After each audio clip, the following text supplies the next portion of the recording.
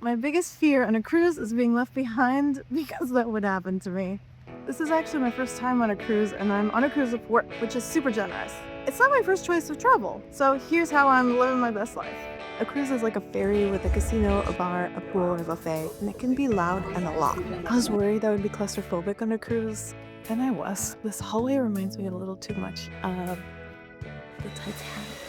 Using the gym helped a lot with the anxiety I felt at first. I like this lower deck because it's relatively quieter. It's a little windy right now though. The rooms are pretty small, just a bed. My favorite part of the whole thing is this little nook behind a curtain. Somehow, even though I'm claustrophobic, I feel safe in this little nook. Worth it to get up early because the only thing worse than a cruise ship full of people is a port full of people. A lot of stores are closed at this hour, but I think that's a good thing. I've already spent enough money. A coworker and I decided to rent bikes and go around the whole island. It was 11 a.m. when we finally got out, and we had to be back by 4:30. It took longer than expected, maybe an hour and a half to reach our first stop, which was a quarter around the island. We finally reached the ocean. It was gorgeous. We had a little sit down, taco, beautiful. And here we had to make a choice. Do we go back the way we came, or do we take the 3/4 of the way around the whole thing? If we went back the way we came, we wouldn't get the beautiful ocean views.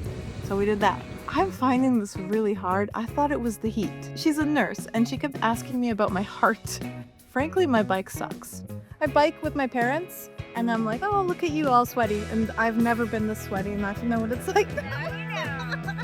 I can tell the brakes are rubbing because it's squeaking, and it just feels like I'm going uphill the whole way. The fun was me, because I always am like, oh, it's my bike.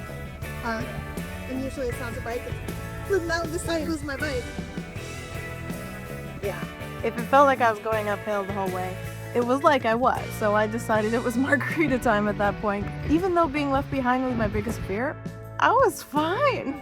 Hello.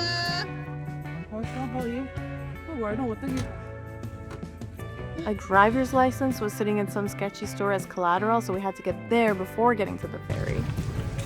There it is. We made it. So how do you live your best life on a cruise?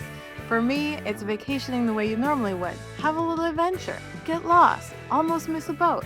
Do your normal thing.